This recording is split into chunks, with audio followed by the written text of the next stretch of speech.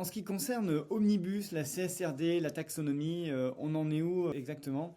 Donc vous vous souvenez probablement que fin février, il y a eu un Big Bang en tout cas pour nous et c'était la loi Omnibus qui a amené finalement une simplification et un arrêt de pas mal de réglementations. En l'occurrence, les réglementations CSRD, taxonomie et CS3D. Donc, qu'est-ce qu'il y a eu réellement? Donc, on a eu, en ce qui concerne la CSRD, une réglementation qui est tombée qui s'appelle Stop the Clock. Et donc, c'est la seule réglementation qui a été adoptée pour le moment. Qu'est-ce qu'elle dit, cette réglementation Stop the Clock? Elle reporte de 2 ans toutes les obligations des entreprises qui n'avaient pas encore publié leur rapport de durabilité, leur rapport CSRD. Donc, c'est-à-dire que toutes les moyennes et petites entreprises vont devoir le faire normalement, mais dans 2 ans, donc en 2028.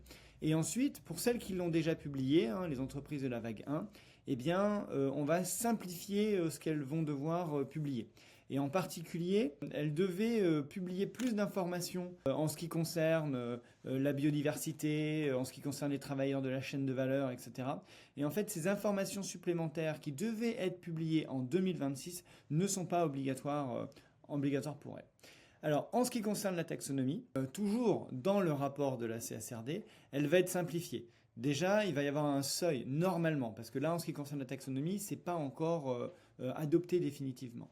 Donc, le premier point, c'est que si jamais des entreprises n'ont pas un alignement à la taxonomie de plus de 10%, elles ne seront plus obligées de publier leurs alignements à la taxonomie. Premier point. Deuxième point, il y a un sujet sur le DNSH, le Do Not Significantly Harm, lié à la pollution qui était particulièrement difficile à valider pour être aligné à la taxonomie. Et donc ça, l'Union européenne devrait le simplifier.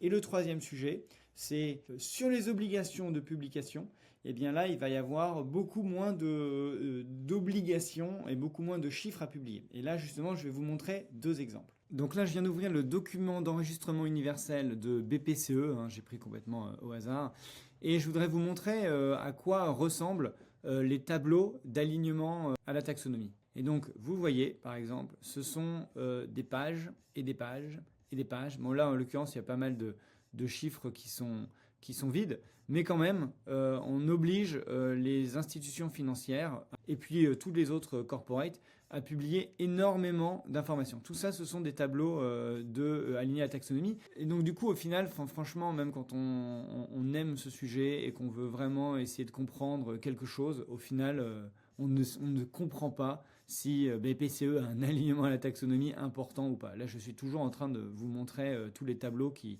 sont obligatoires par l'Union européenne. Bon, je m'arrête là. Et je vous montre un autre exemple, celui de Total Energy. Donc si vous regardez l'alignement à la taxonomie de Total Energy, eh bien là c'est pareil, vous allez avoir des tableaux et des tableaux et des tableaux qui vous présentent les alignements à la taxonomie. Et clairement, c'est rapidement incompréhensible. Alors il y a quand même un tableau que Total Energy a réalisé pour essayer de synthétiser tous ces tableaux qui sont finalement les activités éligibles et les activités alignées. Mais vous le voyez encore une fois, c'est pas évident en fait juste de savoir quel est l'alignement à la taxonomie de Total sur l'eau, sur le climat, quels chiffres il faut prendre, etc. Donc du coup, l'Union européenne va simplifier ça et elle propose un tableau beaucoup plus lisible avec l'alignement à la taxonomie sur le chiffre d'affaires, sur le CAPEX et sur l'OPEX, avec qu'est-ce qui est éligible, qu'est-ce qui est aligné, et puis tout simplement l'alignement en fonction du climat, l'adaptation climatique, le changement climatique, l'eau, l'économie circulaire, la pollution et la biodiversité. C'est beaucoup plus facile et ensuite on pourrait même avoir la même chose mais par activité si l'entreprise a plusieurs activités.